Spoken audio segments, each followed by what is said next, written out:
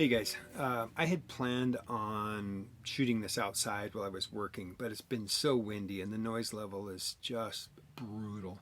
I can't even hear myself when I'm screaming into the microphone. So I thought I would just come back inside the RV and film this segment here.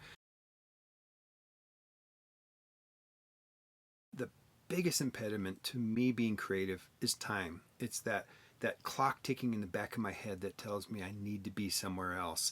Number one, it's about unrestricted time, which is different from unlimited time. Unrestricted time will give you the freedom to be in the moment, to be creative, and not have any excess baggage pulling you in a different direction. Unlimited time is different. That can be a drag as well. That can pull your creativity out. In my case, if I know I've got all day to do something, I might get complacent. So having unrestricted time, you still have a time frame, but you don't have anything that's pulling you in a different direction. I walked by this grove of trees earlier. I was cold and wind was just howling. I wasn't feeling inspired at all.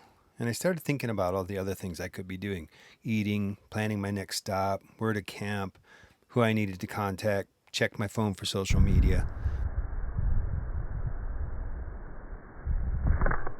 Preconception is about memories, and memories are about living in the past. This pulls you away from seeing and feeling what's in front of you. It's blinding you, essentially, is what it does. It shuts off the creative process because you're not seeing what's here in front of you, you're seeing something you're thinking about. If you're looking for what's not there, you'll never find what is there, and frustration then slips in, and that becomes a further obstacle to making, personal, authentic, beautiful images. I'm not saying get rid of all points of reference, but in the moment, look for opportunities. I drifted away from this location because I saw a safe photo.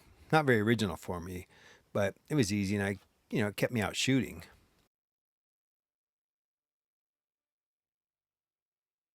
Number 3, allow for the moments to develop. Pause, be patient, you'll make better decisions in the end. Because I've allowed myself this unrestricted time, I can just sit and wait. As I take it all in, I work out the composition and I get a general idea of the light. I also think about the importance of the visual language, what every part of the image means, and how I can use it to make a statement. You guys, when I'm in a new location, I scout for possible images. As I explore an area, I keep a mental checklist of what appealed to me. And when I think the light is working in a location, I'll go back to it. I'll take another look at it. And most importantly, as the conditions change, I'm not afraid to give up on one location in favor of another because I have a number of them in my mind that I can address and go back to. Not always are they successful, but because I've taken the time to acquaint myself with an area, I know the surroundings, and that gives me a freedom to flow through that. As I explored, along the riverbank, I was watching for the sun, and when I saw it finally break through the clouds and the light started to change, I turned and ran back to my little grove of trees. My intuition had guided me back there to whatever it was that had caught my eye earlier.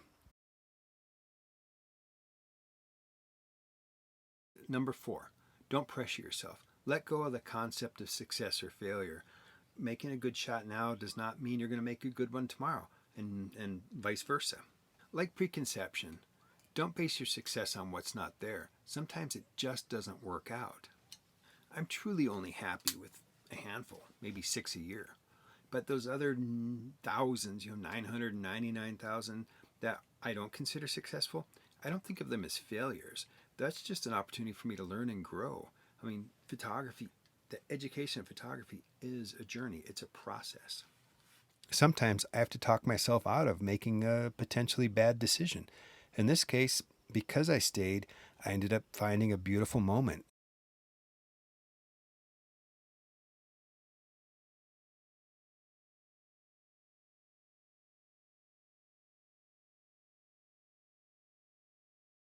So, number 5, guys, rely on what you know. Don't get frustrated with what you can't do. Focus on what you can do. So, use your time away from the field to increase your knowledge. Test it out, learn it. When you go back out in the field, you have a new tool, a new skill set to apply to your photography. And through that process, you will continue to grow and learn. The more knowledge you have, the more opportunities you have to expand your vision.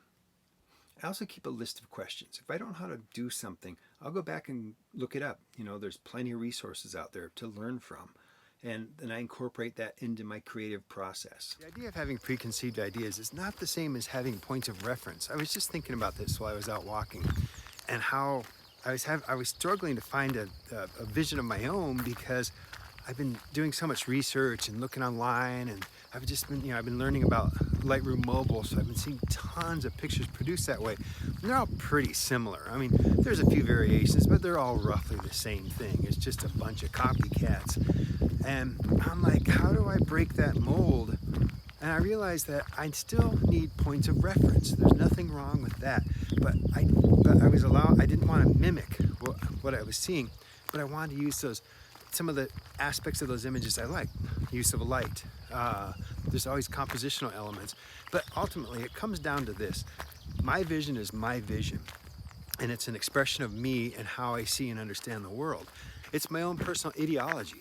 And that's the expression that you should always be looking for. What is your point of view? What do you want to say about the way you feel in any given situation? Not what you've seen before. Great points of reference, but not what you've seen. So, to kind of sum up time, think of it this way. It's like a fly buzzing around your ankles. It's not really life-altering, but it's an irritating distraction, and it pulls you out of whatever you're doing because you're trying to swat it. So that's